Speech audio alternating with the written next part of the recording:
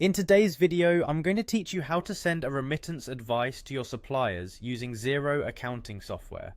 This process is simple and should only take about 5 minutes of your time. Let's dive right in. First, you'll want to log into your Xero account. Open your preferred browser and head over to the Xero login page. Here, you will need to click on the login button. Once you're on the login page, enter your email address and password associated with your Xero account. Then click on the login button again to access the dashboard. Once you're on your Xero dashboard, direct your attention to the top menu. Look for an option labeled Business and click on it.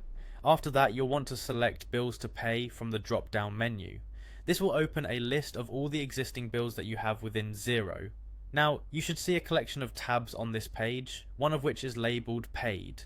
Go ahead and click on the Paid tab to view a record of bills that have already been settled. From here, you'll need to locate the specific bill you wish to send the remittance advice for. Once found, click on it to open the bill details. Within the bill details section, you should find a link labeled Less Payment.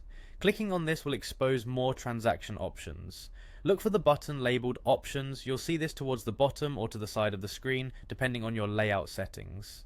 After clicking on Options, choose the Send Remittance option that appears. You're now almost done.